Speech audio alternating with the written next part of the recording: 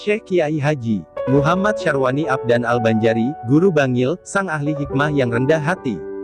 Kiai Haji Muhammad Syarwani Abdan Al-Banjari atau biasa dikenal Tuan Guru Bangil, lahir di Martapura, Kalimantan Selatan tahun 1915, meninggal di Bangil, Pasuruan, Jawa Timur, tanggal 11 September tahun 1989 pada umur 74 tahun, adalah seorang ulama yang dikenal di Kalimantan Selatan hingga Jawa Timur, khususnya Bangil tempatnya mendirikan pondok pesantren Datu Kalampayan.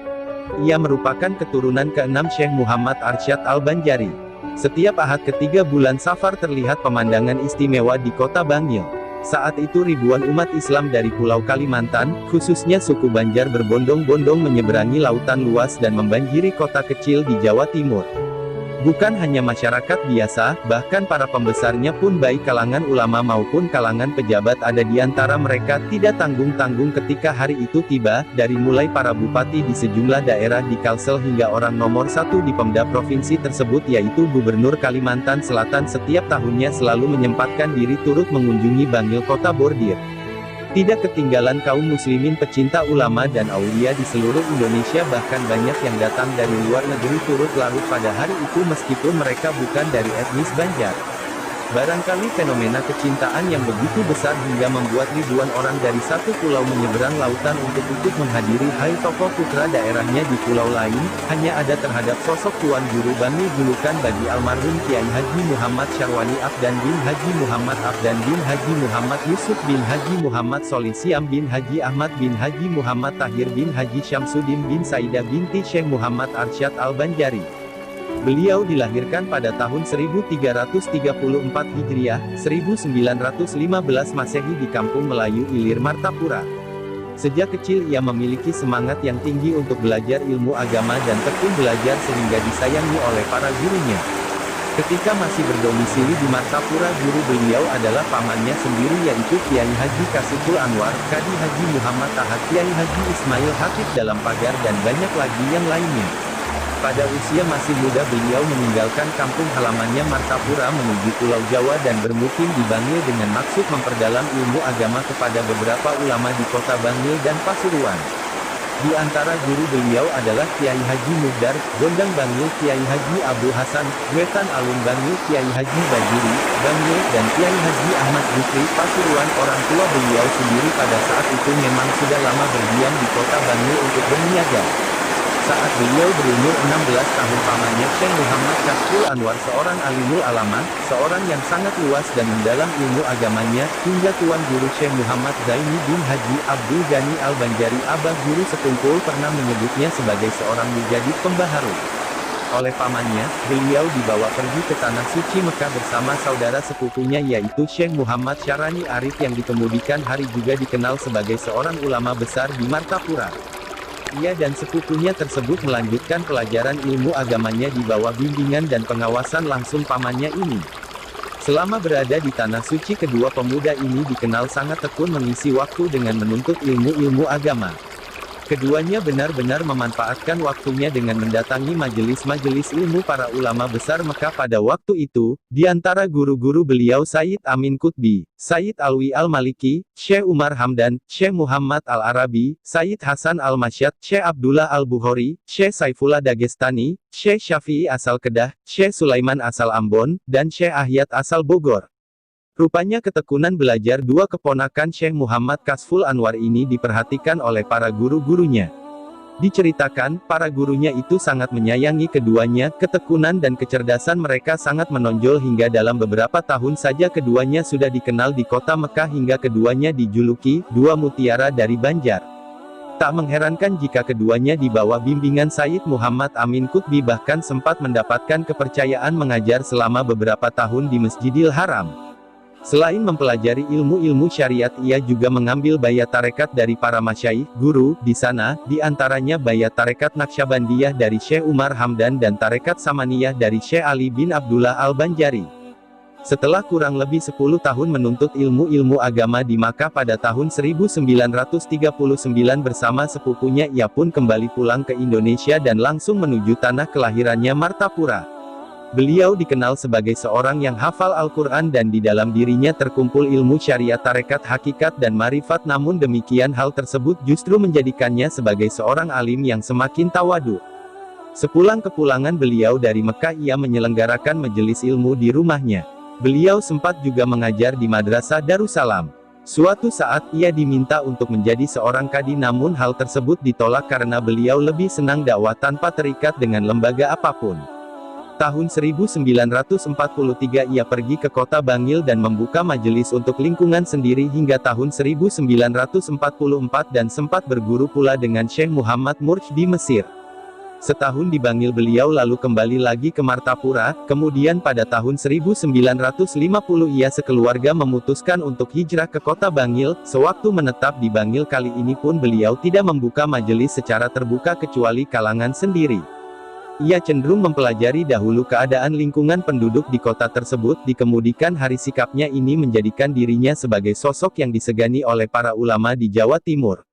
Namun demikian ia selalu berusaha menyembunyikan keunggulan yang dimilikinya. Pada akhirnya para ulama Bangil pun mengetahui keistimewaan pribadi ulama yang satu ini. Guru Bangil, demikian almarhum Abah Guru Sekumpul, memanggil beliau dimanapun beliau tinggal, senantiasa berada dalam keseharian yang sangat sederhana. Tak banyak yang tahu bahwa sekalipun telah menjadi tokoh besar, selain pakaiannya yang sederhana, di kamar tidurnya pun ia tidak menggunakan ranjang. Ia juga tidak mempunyai lemari khusus untuk pakaiannya. Pakaian miliknya diletakkan menumpang pada bagian lemari kitabnya. Ia mengambil jalan humul, menjauh dari keramaian, dan tak berharap akan kemasyhuran, hingga Kiai Hamid Pasuruan, seorang wali di tanah Jawa, pernah mengatakan, "Saya ingin sekali seperti Kiai Syarwani. Dia itu alim tapi mastur tidak masyhur. Kalau saya ini sudah terlanjur masyhur, jadi saya sering kerepotan karena harus menemui banyak orang. Menjadi orang masyhur itu tidak mudah, bebannya berat. Kalau Kiai Syarwani itu enak, jadinya tidak banyak didatangi orang." Suatu ketika sejumlah kiai berkumpul dan berinisiatif untuk mendalami ilmu agama dalam halaqah khusus kepada Kiai Hamid Pasuruan. Namun setelah hal tersebut disampaikan kepada Kiai Hamid, beliau menolak permintaan itu seraya menyarankan supaya mereka hendaknya mendatangi Kiai Haji Syarwani Abdan. Berdasarkan arahan Kiai Hamid, mereka pun mendatangi Kiai Haji Syarwani Abdan dan menyiapkan beberapa pertanyaan untuk sekedar mengetahui seberapa dalam ilmu dari Kiai Haji Syarwani Abdan. Ketika mereka datang, Guru Bangil sedang duduk sambil membaca sebuah kitab. Di awal pembicaraan sebelum mereka sempat membuka pertanyaan yang telah mereka persiapkan, Guru Bangil mendahului bertanya kepada mereka, "Antum kesini ingin bertanya masalah ini dan itu, kan?" Ia menanyakan hal itu sambil menunjuk kitab yang masih terbuka tadi. Kontan hal ini membuat mereka takjub sekaligus kagum kepadanya. Tak cukup sampai di situ, ternyata semua pertanyaan yang telah mereka persiapkan dengan tepat terjawab dalam halaman kitab yang masih terbuka di tangan beliau. Setelah mengalami kejadian tersebut, mereka pun meyakini keluasan ilmu serta ketajaman batin Guru Bangil. Pada akhirnya mengertilah mereka mengapa Kiai Hamid Pasuruan menganjurkan mereka agar mendatangi Kiai Haji Syarwani Abdan. Setelah yakin akan hal itu, mereka akhirnya meminta kepada Guru Bangil untuk membuka majelis untuk mereka. Saat itu beliau tidak serta-merta mengabulkan permintaan mereka, tetapi terlebih dahulu menanyakan hal tersebut kepada Kiai Haji Hamid. Setelah Kiai Haji Hamid memberi isyarat persetujuan, barulah ia bersedia membuka majelis untuk para kiai ini. Subhanallah, kedua kiai besar yang tawadu ini memang saling mencintai dan menghormati satu sama lain. Kiai Hamid adalah ulama besar yang harismatis dan menjadi tujuan kedatangan banyak orang, karenanya tak jarang orang yang datang kesulitan menemui beliau. Tapi anehnya, berdasarkan pengalaman orang-orang yang pernah bertemu beliau, mereka akan mudah menemui Kiai Hamid bila sebelumnya orang tersebut menemui Kiai Haji Syarwani Abdan. Tak jarang baru sampai di depan pintu, Kiai Hamid sendiri yang membukakan pintu kepada para tamu. Entah sir, rahasia, apa yang didapat oleh para tamu Kiai Syarwani Abdan, hingga Kiai Hamid selalu menyambut mereka dengan penuh sukacita, padahal pada saat itu belum ada alat komunikasi seperti sekarang. Akhirnya mulai banyak yang menimba ilmu kepadanya, dan atas dasar dorongan para ulama serta rasa tanggung jawabnya untuk menyiarkan ilmu-ilmu agama sebagai amanah Allah dan Rasulullah, maka pada tahun 1970 ia memutuskan mendirikan pesantren yang ia beri nama Pondok Pesantren Datuk Kalampayan, nama yang diambil untuk mengambil berkah julukan datuknya yaitu Syekh Muhammad Arsyad Al-Banjari. Para santrinya banyak berasal dari Banjar hingga pondok pesantren itu sendiri sering disebut orang Pondok Banjar.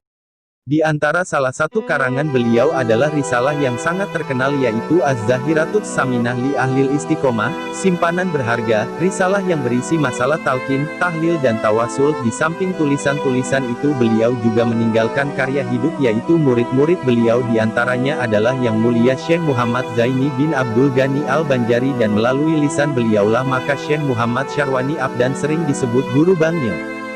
Kiai Abdurrahim, Kiai Abdul Mufti, Kiai Khairan, Daerah Jawa Kiai Haji Prof. Dr. Ahmad Syarwani Zuhri Pimpinan PP, Syekh Muhammad Arsyad Al-Banjari Balikpapan, Kiai Haji Muhammad Syukri Unus Pimpinan MT Sabilal Anwar Al-Mubarak Martapura, Kiai Haji Zaini Tarsyid Pengasuh MT Salafus Soleh Tunggul Irang Seberang Martapura, yang juga menantu beliau Kiai Haji Ibrahim bin Kiai Haji Muhammad Aini, Guru Ayan, Rantau Kiai Haji Ahmad Bakri, Pengasuh PP Al-Mursyidul Amin Gambut, Kiai Haji Syafi'i Lukman Tulung Agung, Kiai Haji Abrar Dahlan Pimpinan PP di Sampit Kalimantan Tengah.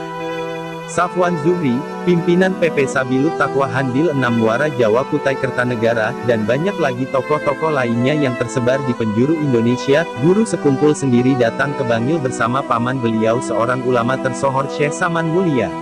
Lantaran menghormati sosok Guru Bangil, bahkan Syekh Saman Mulia menganggap Guru Bangil adalah gurunya.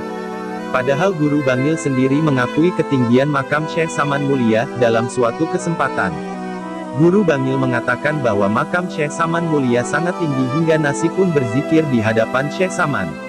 Namun kebersahajaan hidup Guru Bangil membuat keluarga beliau sendiri tidak banyak mengetahui keistimewaan di balik kebesaran namanya. Mengomentari hal tersebut, Guru Saman Mulia mengatakan kepada salah satu putra Guru Bangil, kalau kita berdiri di dekat sebuah pohon, kadangkala kita tidak mengetahui tingginya pohon tersebut, tapi kita akan tahu tingginya pohon tersebut ketika kita memandangnya dari jauh.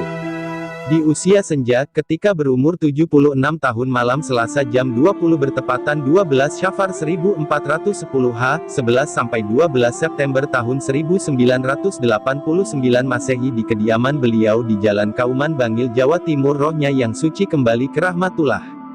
Sementara beliau dimakamkan di pemakaman keluarga dan para habaib berbangsa Al-Haddad di dekat makam Habib Muhammad bin Jafar Al-Haddad di Dawur Bangil, kurang lebih 1 km dari kediaman beliau. Dulu pernah di makam beliau mau dibikin kubah sedemikian rupa, namun para tukang bangunan tersebut bermimpi ketemu beliau agar makam beliau tidak perlu dibangunkan kubah tersebut. Akhirnya pembangunan kubah tersebut dibatalkan. Berdasarkan wasiat tertulisnya putra tertuanya yang ia beri nama dengan nama gurunya Kasful Anwar, saat ini meneruskan kiprahnya dalam mengasuh Pondok Pesantren Datuk Kalampayan Bangil. Mudah-mudahan rahmat Allah selalu tercurah buat beliau dan seluruh keluarganya, dan bagi murid-muridnya, pecintanya, penziarahnya, yang hadir dalam haulnya. Amin.